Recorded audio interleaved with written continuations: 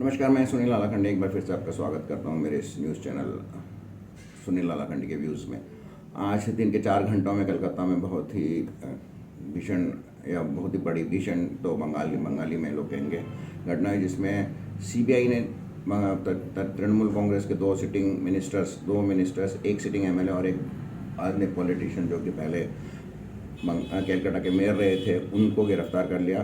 और इनका कनेक्शन है 2016 के चुनावों के पहले जो नारडा पोर्टल है उसने एक स्टिंग ऑपरेशन किया था, जिसमें इन्हें 5 और 4 लाख की रिश्वत कुछ बेनामी कंपनियों से लेते हुए पकड़ा था। और फिर उसके केस की उस समय हाई कोर्ट ने इन पे सीबीआई जांच की आदेश दिए थे।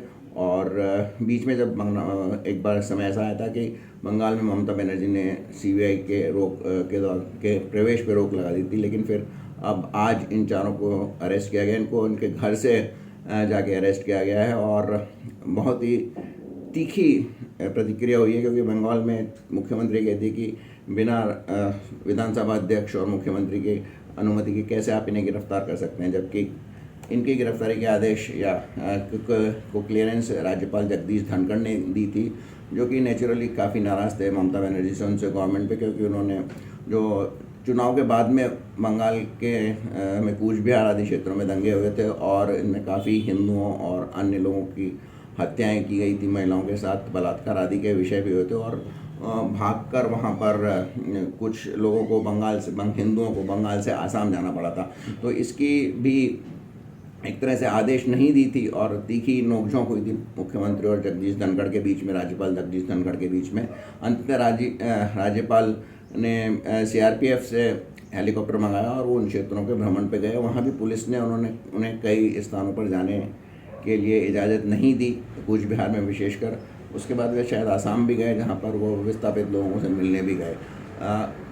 कई ऐसे वीडियो सामने आए जिसमें कि राज्यपाल धनखड़ ने, क्योंकि ऑफिशियली उनको ममता बनर्जी कोई भी सुविधा या इजाज़त नहीं दे रही थी, तो वो एक पत्रकार की भाषा में जो पीड़ित लोग हैं उनका दुख प्रकट करते हुए दिखाई दिए। एनीवे, तो जगदीश धनखड़ ने इन चारों के विरुद्ध सीबीआई को अरेस्ट करने की या केस आगे बढ़ाने और चार्जशीट दाखिल करने की अनुमति दी थी। नतीजे के तौर पे आज इन्हें गिरफ्तार कर लिया गया। इसके रिएक्शन में एकदम ऐसा हुआ कि ममता बनर्जी खुद सीबीआई ऑफिस पहुंच गई वहां और उन्होंने कहा कि मुझे भी गिरफ्तार कर लो, क्योंकि आप इनको इल्लीगली गिरफ्तार करते हैं तो मुझे भी गिरफ्तार कर लीजिए। तो लग रहा है कि कल से एक ट्रेंड चल रहा है विपक्षी दलों में, यानी मोदी के विरोधी दलों में, कि वो कुछ भी होता है उनके कुछ लोग यदि गिरफ्तार किए जाते हैं तो वो खुद जाके भी, जैसे कल राहुल गांधी ने भी ऑफ़र किया था, जो कुछ पोस्टर लगे थे उनके खिलाफ कुछ लोगों को गिरफ्तार किया था कि मुझे भी गिरफ्तार कर लो। तो अगर ऐसा था तो राहुल गांधी को खुद जाके पोस्टर लगाने चाहिए पुलिस के सामने, पुलिस उनको गिरफ्तार कर लेती, फिर चिल्लाते, अगर गिरफ्तार कर लेती तो चिल्लाते कि ये पॉलिटिकल वेंडेटा है। खैर, इसमें निश्चित रूप से कहा तो यही जाएगा कि ये पॉलिटिकल वेंडेटा है, क्योंकि बीजेपी की हार हुई थी बंगाल के इलेक्शन में। लेकिन और तब मैंने, आपको याद होगा कि मैंने एक अपने वीडियो में कहा था कि बंगाल की हार का एक कारण ये भी था कि चुनाव के जस्ट पहले केंद्रीय जांच एजेंसियों द्वारा कुछ टीएमसी के लोगों के विरुद्ध छापेमारी की गई थी और कुछ गिरफ्तारियां की गई थी, तो वो एक कारण था। और मैंने इसको शरद पवार के महाराष्ट्र के चुनाव के पहले गिरफ्तारी या ईडी के एक आदेश के से समकक्ष बताया था और इसको एक हार का कारण बताया था। लेकिन जब मैंने अपने पॉलिटिकल पंडित बाबा से ये पूछा था कि क्या इस तरह की अब कार्यवाही रुकेगी, तो उन्होंने कहा था ये कार्यवाहियाँ और तेज़ हो जाएंगी और तेज़ी के साथ होंगी, क्योंकि अब बीजेपी को वो डर नहीं है कि इसका कुछ पॉलिटिकल फॉल आउट होगा। जो पॉलिटिकल फॉल आउट होना था वो तो हो चुका, वो चुनाव हार चुके, तो इसका कोई पॉलिटिकल फॉल आउट नहीं है।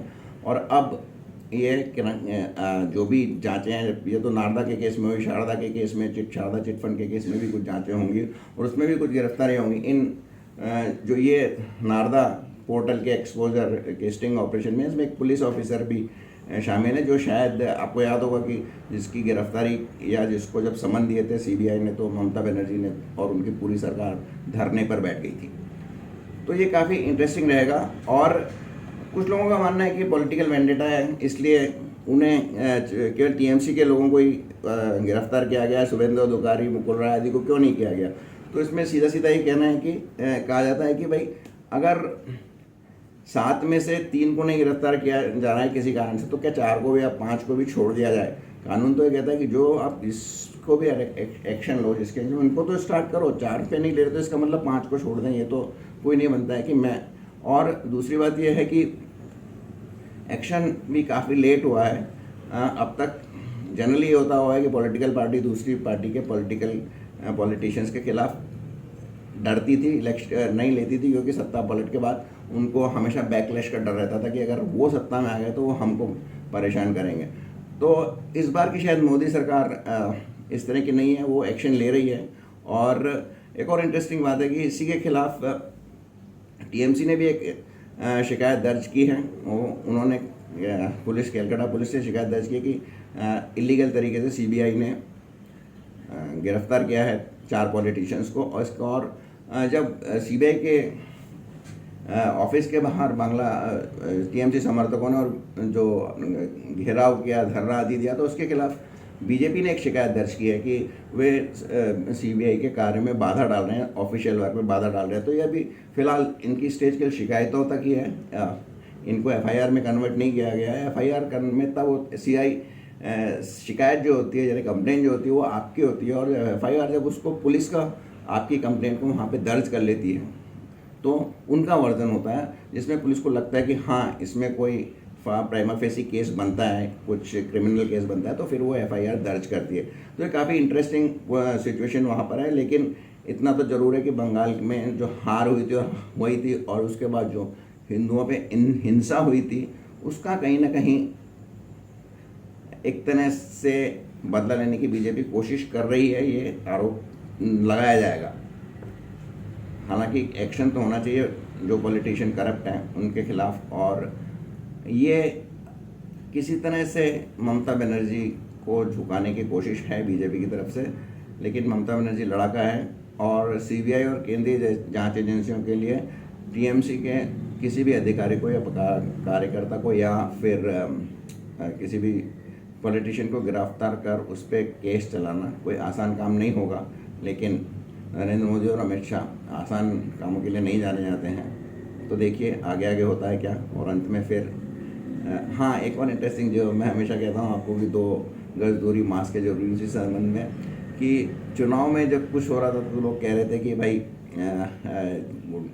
कोरोना के दौरान इतनी भीड़ इकट्ठी हो रही है। आज जब कलकत्ता की सड़कों पर इतने सारे लोग धरना प्रदर्शन और इवन टू सम एक्सटेंट हत्या वगैरह भी, तोड़फोड़ भी कर रहे थे, तब किसी ने ये सवाल नहीं उठाया कि कोरोना में इनको किसने इसकी इजाज़त दी।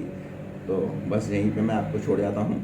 नमस्कार। और फिर वही 2 गज दूरी, मास्क है जरूरी। धन्यवाद।